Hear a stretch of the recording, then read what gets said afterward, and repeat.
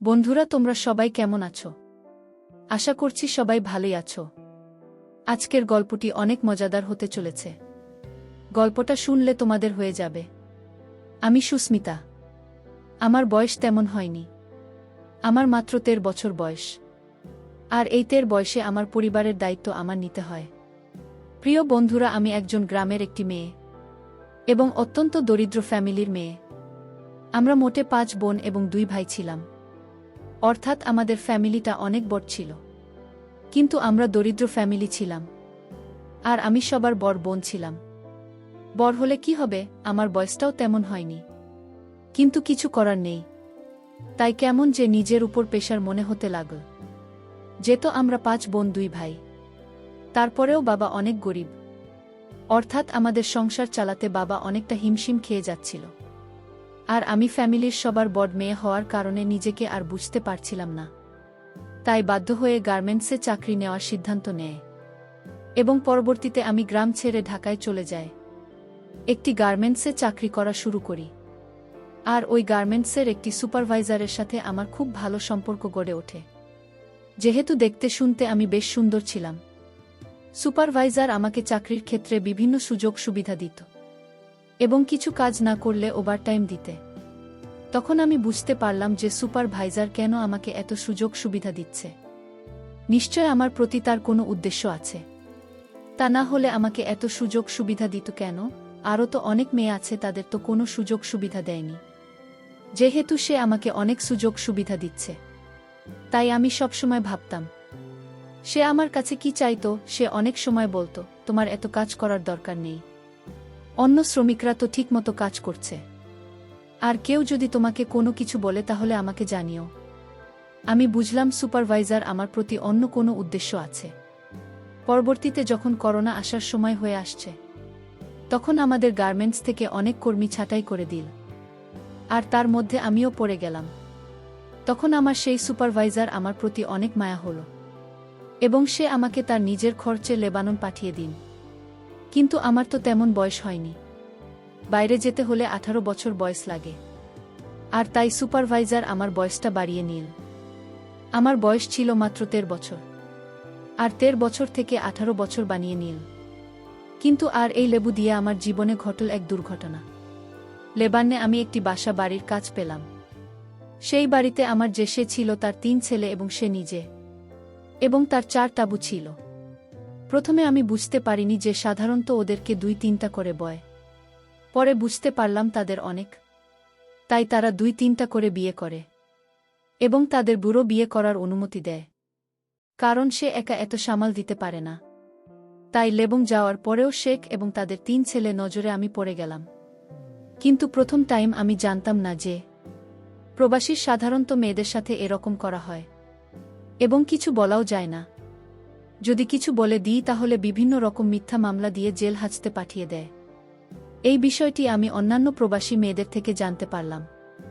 তো যাই হোক বন্ধুরা, এরপর আস্তে আস্তে সংযুক্ত আরব আমিরাত শেখ এবং তার 3 ছেলের নজরে আমি পড়ে গেলাম। এমনকি তারা বিভিন্ন স্থানে বেড়াতে গেলে আমাকে গাড়িতে করে নিয়ে যেত। তাদের বুথের কে বলতো যে ওকে দরকার আছে বিভিন্ন রকমের চা নাস্তা বানানোর জন্য। এই বলে আমাকে বিভিন্ন জায়গায় নিয়ে যেত। এরকম করতে করতে এক সময়ে তারা আমার দিকে অন্য রকমভাবে চেয়ে থাকত এবং বলতো, খুল বাঙালি মিনা মিলা। অর্থাৎ তারা বলতো যে প্রত্যেকটা বাঙালি মেয়ে অনেক সুন্দর। তো একদিন তারা আমাকে নিয়ে 2 দিনের একটি সফরে বের হলো। সেদিন শুধু সে ছিল আর তার ড্রাইভার আর আমি। তারপর আমি আসে পিছনের সিটে বসলাম আর ড্রাইভার গাড়ি ড্রাইভ করতে থাকল। এক পর্যায়ে সে আমার দিকে অদ্ভুতভাবে চেয়ে থাকতে শুরু করল। কিন্তু আমি কিছু বলতে পারলাম না। কারণ এর আগেও আমি শুনেছি যে প্রত্যেক সেখানেই তাদের বাড়ির কাজের মেয়েরা তাদের সকল কথা শুনতে হয়।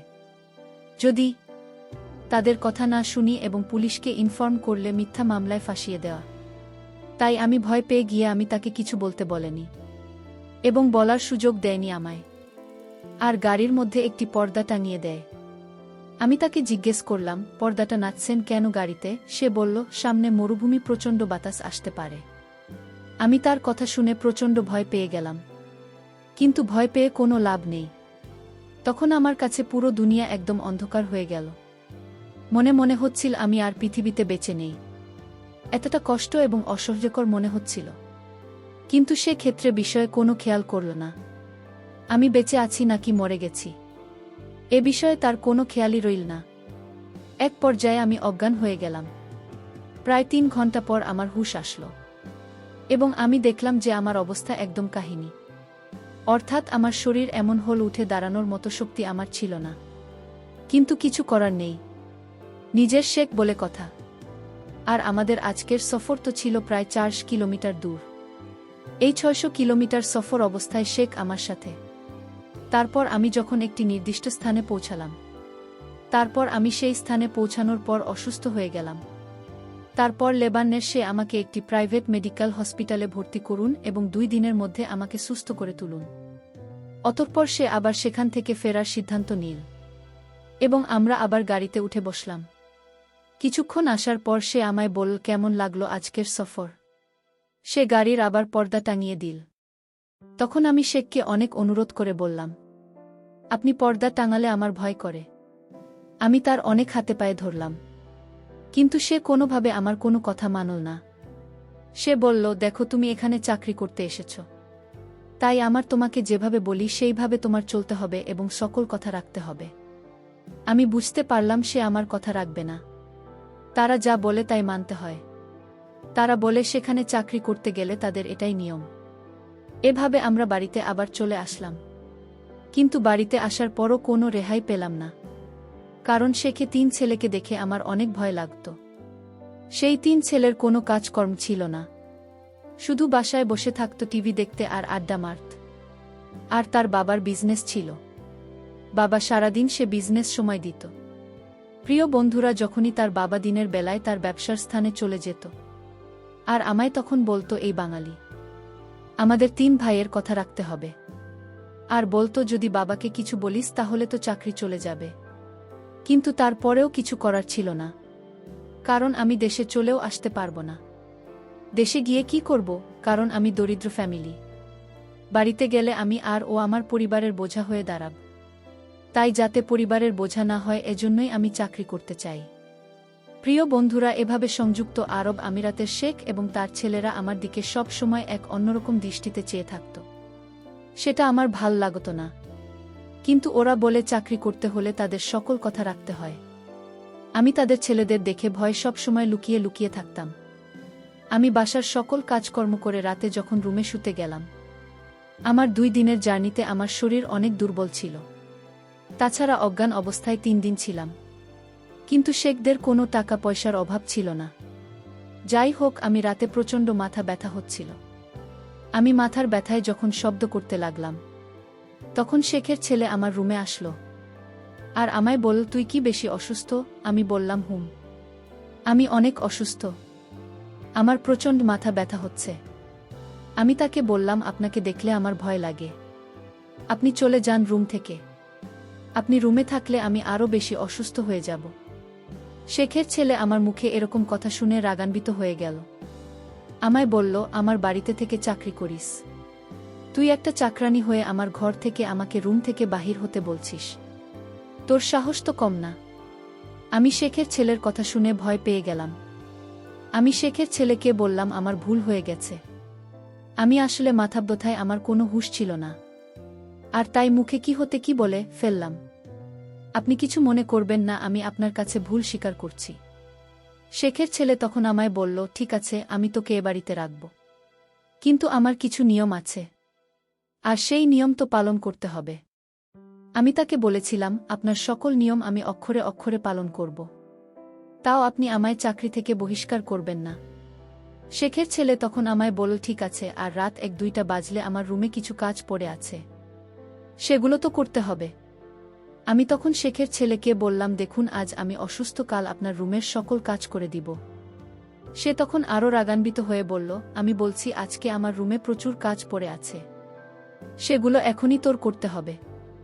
মনে মনে চিন্তা করলাম, কেন তাকে রুম থেকে বের হতে বললাম, নিজের বিপদ নিজেই ডেকে এনেছি। আমি আরও একবার তাকে অনুরোধ করলাম, আজ আমার শরীরটা ভালো না, মাথা ব্যথা করছে। তখন সে বলল, আমার রুমে মাথা ব্যথার ওষুধ আছে, খাওয়ার সাথে সাথেই ভালো হয়ে যাবে। এখন ঘড়িতে 11:30 বাজে। আমি আমার রুমে ওয়ার্ড করছি। তোকে যেন 30 মিনিট পর আমার রুমে দেখি। আমি শেখের কথা শুনে বললাম, ঠিক আছে আপনি যান, আমি আসছি। তারপর যখন রাত 1-2টা বাজল, আমি ভয়ে ভয়ে তার রুমে গেলাম। আর মনে মনে চিন্তা করতে লাগলাম, আজ কপালে কি আছে কে জানে। যাই হোক, শেখের ছেলে রুমে গেলাম। তারপর তাকে জিজ্ঞেস করলাম, স্যার কি কাজ পড়ে আছে? তখন শেখের ছেলে বলল, আজ থেকে রাত 1-2টা থেকে শুরু করে রাত 4টা পর্যন্ত তোরে রুমে ডিউটি। আমি শেখের ছেলেকে বললাম, দিনেও ডিউটি, রাতেও ডিউটি? তাহলে আমি ঘুমোব কখন? শেখের ছেলে বলল, ভোর 4টা থেকে সকাল 8টা পর্যন্ত। আমি যদি এখন না করি তাহলে হয়তো আমার চাকরি থাকবে না। আর তাই তার এই নতুন নিয়ম মেনে নেওয়া ছাড়া আমার কোনো উপায় ছিল না। আমি তখন শেখের ছেলেকে জিজ্ঞেস করলাম, আপনার রুমে রাত 1-2টার সময় কি করতে হবে? তখন সে বলল, আমি যদি তোকে বলি তুমি শুয়ে থাক, তাহলে তুই চুপ করে শুয়ে থাকবি, কোনো কথা বলতে পারবি না। আমি শেখের ছেলেকে বললাম, শুয়ে থাকলে কি আমার ডিউটি হবে? সে বলল, শুয়ে থাকার পর আমি তোকে যা আদেশ করি তাই তোর পালন করতে হবে। আমি আমতা আমতা করে বললাম, ঠিক আছে, আপনি যা বলবেন তাই হবে। তবে আজ আমি অনেক অসুস্থ। আজকের রাতটা আমার রুমে আমায় ঘুমোতে দিন, কাল থেকে আমি আপনার রুমের দায়িত্ব পালন করব। আপনি যা বলবেন তাই হবে। শেখের ছেলে আমায় বলল, ঠিক আছে যা জুমা, আজ তোকে সুযোগ দিলাম। শেখের ছেলের কথা শুনে আমার একটু স্বস্তি মনে হলো। আমি আমার রুমে ঘুমাতে গেলাম। আমি রুমে গিয়ে ঘুমিয়ে পড়লাম। এরপর আমার সাথে যা ঘটেছিল তাতে আমার বেঁচে থাকার ইচ্ছাটাই হারিয়ে ফেলেছি। প্রিয় বন্ধুরা, গল্পটি ভালো লাগলে অবশ্যই কমেন্ট করে জানাবেন। আর নিয়মিত এমন আলাদা স্বাদের গল্প শুনতে ভিডিওটিতে লাইক এবং চ্যানেলটিকে সাবস্ক্রাইব করে সাথেই থাকুন। আর হ্যাঁ, নোটিফিকেশন বেলটি অল করে রাখবেন, যাতে পরবর্তী গল্প সবার প্রথমে আপনাদের কাছে পৌঁছে যায়। ধন্যবাদ বন্ধুরা, ধন্যবাদ সবাইকে।